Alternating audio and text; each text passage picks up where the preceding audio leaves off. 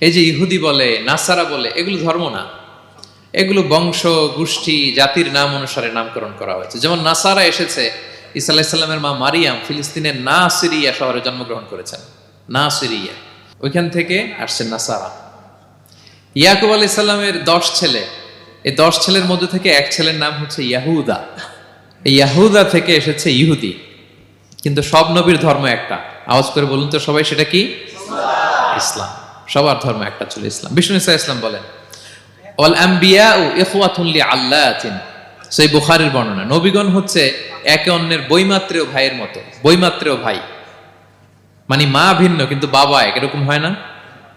ধরেন আমার বাবা যদি একাধিক বিয়ে করে, তো প্রত্যেক স্ত্রী গর্ভে যদি সন্তান আসে, তো আমরা সবাই তো ভাই, কি বলেন? কিন্তু মা ভিন্ন। মা কি? তবে বাবা এক। নবীদের দৃষ্টান্তটা এরকম, আল আম্বিয়া ও ইখওয়াতুন লিআল্লাত, নবীরা হচ্ছেন বৈমাত্রেয় ভাইয়ের মতো, তাদের মা ভিন্ন কিন্তু বাবা এক। বিষ্ণু ইসলাম বলেন, উম্মাহাতুহুম শাত্তা ওয়া দীনুহুম ওয়াহিদ, তাদের শরীয়ত, তাদের বিধিবিধান এটা ভিন্ন ভিন্ন, কিন্তু তাদের দিন কি? এক, সেটা হচ্ছে ইসলাম। সকল নবীর ধর্মের নাম হচ্ছে ইসলাম। যেমন ইব্রাহিম আলাইহিস সালামের ব্যাপারে আল্লাহ তাআলা বলেন, মা কানা ইব্রাহিমু ইয়াহুদিয়ান ওয়ালা নাসরানিয়ান ওয়ালাকিন কানা হানিফাম মুসলিমা ওয়া মা কানা মিনাল মুশরিকিন। নবী ইব্রাহিম আলাইহিস সালাম উনি ইহুদিও ছিলেন না, নাসারাও ছিলেন না, উনি একনিষ্ঠ মুসলিম ছিলেন। কি ছিলেন? আল্লাহ নবী ইউসুফ আলাইহিস সালাম উনি সবসময় আল্লাহর কাছে দোয়া করতেন, আল্লাহ তাওয়াফানি মুসলিমান ওয়াল হিকনি বিসসালিহিন, আল্লাহ তুমি আমাকে মুসলিম হিসেবে মৃত্যু দিও আর সৎকর্মশীলদের সাথে অন্তর্ভুক্ত করে নিও। তো উনি মুসলিম না হলে এই দোয়া করতেন, আল্লাহ মুসলিম হিসেবে মৃত্যু দিও। সুলাইমান আলাইহিস সালাম রানী বিলকিসের কাছে একটা চিঠি লিখেছেন। এই চিঠি আবার পাঠিয়েছেন হুদহুদ পাখিকে দিয়ে। হুদহুদ পাখি ঠোঁটে করে এটা কামড় দিয়ে নিয়ে বিলকিসের রাজপ্রাসাদের ভেন্টিলেশনের ভিতর দিয়ে ঢুকে, বিলকিস লাঞ্চ করে বিশ্রাম নিতেছিল, এর বুকের উপরে চিঠিটা রেখে ফুরুত করে উড়াল দিছে হুদহুদ। খুলে দেখে অদ্ভুত এক চিঠি, ইন্নাহু মিন সুলাইমান ওয়া ইন্নাহু বিসমিল্লাহির রহমানির রহিম। তো বিলকিসকে উদ্দেশ্য করে সাল্লাল্লাহু আলাইহি ওয়াসাল্লাম বলেছিলেন, আল্লাহ তাআলু আলাইয়া ওয়াতুনি মুসলিমিন, বিলকিস অবাধ্য হয়েও না, বাড়াবাড়ি করো না, মুসলিম হয়ে আমার কাছে ফিরে আসো। কোন নবী বলছেন? তো উনি যদি মুসলিম না হতেন, উনি মুসলিম হওয়ার আহ্বান করতেন? প্রিয় ভাইরা, তাহলে সব নবীর ধর্ম একটা, সেটা কি? ইসলাম। সব নবী একই ধর্মের অনুসারী ছিলেন। এ পর্যায়ে আমরা কমন প্রফিটিক ফিচার্স, 10টা কমন ফিচার আছে যেটা সব নবীদের ক্ষেত্রে প্রযোজ্য। সব নবীদের ক্ষেত্রে এই ফিচারগুলো পাওয়া যায়। এই 10টা কমন ফিচার নিয়ে আলোচনা করব ইনশাআল্লাহ। এই 10টা কমন ফিচারের 1 নম্বর হচ্ছে আল ওয়াহি। সকল নবীকে আল্লাহ তাআলা ওহী পাঠিয়েছেন, রেভেলেশন, প্রত্যাদেশ। ওহী মানে সিক্রেট মেসেজ, যেটা নবী শোনে আর আল্লাহ জানে, দুনিয়ার মানুষ এটা শোনে না। নবীরা বললে কেবল শোনে। সুবহানাল্লাহ বলেন। সব নবীকে আল্লাহ এই ওহীটা পাঠিয়েছেন। জিবরাইল আলাইহিস সালাম মারফত ওহী পাঠিয়েছেন, অথবা সরাসরি কিতাব পাঠিয়েছেন, কিংবা সহিফা পাঠিয়েছেন। আল্লাহ তাআলা ইরশাদ করছেন, ইন্না আওহাইনা ইলাইকা কামা আওহাইনা ইলা নূহি ওয়ান নাবিয়িনা মিন বাদি। নবী নূহ আলাইহিস সালামের পরে সব নবীদের কাছে আমি যেমনি ওহী পাঠিয়েছি, আপনার কাছেও আমি এভাবে ওহী পাঠিয়েছি। সব নবীদের কাছে আমি এভাবে ওহী পাঠিয়েছি। সূরা বাকারার শুরুতে মুত্তাকিদের সংজ্ঞা দিতে যে আল্লাহ তাআলা বলেন, ওয়াল্লাযীনা ইউমিনুনা বিমা উনজিলা ইলাইকা ওয়া মা উনজিলা মিন ক্বাবলিক ওয়া বিল আখিরাতি হুম ইউকিনুন। মানে নবী হে, মুত্তাকি তো তারা যারা আপনার উপর যে কিতাব নাজিল হয়েছে এটার উপরও ঈমান আনে, ওয়া মা উনজিলা মিন ক্বাবলিক, এর আগে যত কিতাব নাজিল হয়েছে তার উপরও ঈমান আনে। তা আমরা যদি শুধু কোরআনের উপর ঈমান আনি হবে? তার আগে যত কিতাব, আসমানি কিতাব নাজিল হয়েছে এগুলোর উপরও ঈমান আনার দরকার আছে না নাই? বলেন বলেন।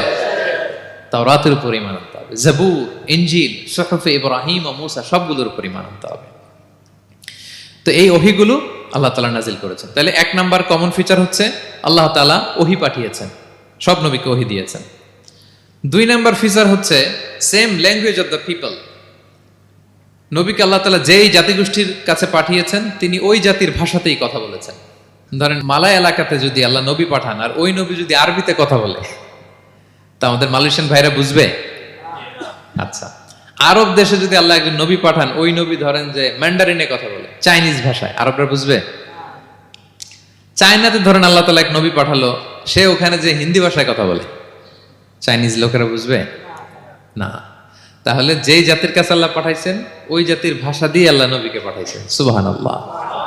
আল্লাহ তাআলা ইরশাদ করেন, ওয়ামা আরসালনা মির রাসূলিন ইল্লা বিলিসানি কওমিহি লিউবাইয়িনা লাহুম। আল্লাহ তাআলা যত রাসূল পৃথিবীতে প্রেরণ করেছেন, বিলিসানি কওমি, যে জাতির কাছে প্রেরণ করেছেন ওই জাতির ভাষায় প্রেরণ করেছেন, যাতে করে নবীর কথা এরা বোঝে। নবীরা এসেছেন বাণীবাহক হয়ে, এখন এই বাণী যদি বুঝতে না পারে তাহলে কাজ হবে। এজন্য প্রত্যেক নবীকে আল্লাহ তাআলা যে জাতির কাছে পাঠিয়েছেন ওই জাতির ভাষায় পাঠিয়েছেন। 3 নম্বর হচ্ছে, সকল নবীকে আল্লাহ তাআলা very good standard of character দিয়েছেন। চারিত্রিক দৃষ্টিকোণ থেকে অতুলনীয় ছিল এক একজন নবী। পা থেকে মাথা পর্যন্ত কালো দাগ ফেলার মতো কিছু ছিল না। আল্লাহু আকবার। মাসুম ছিলেন। আহলুস সুন্নাহ ওয়াল জামাআর আকীদা হচ্ছে প্রত্যেক নবী ছিলেন মাসুম, কোনো গুনাহ করেন নাই, নিষ্পাপ প্রতিটা নবী। সর্বোত্তম চরিত্র দিয়ে আল্লাহ তাআলা, অনুপম চরিত্র দিয়ে আল্লাহ তাআলা তাদেরকে পাঠিয়েছেন। আল্লাহ তাআলা বলেন, ওয়া ইন্নাকা লাআলা খুলুকিন আযীম, and verily you are on a very good standard of character.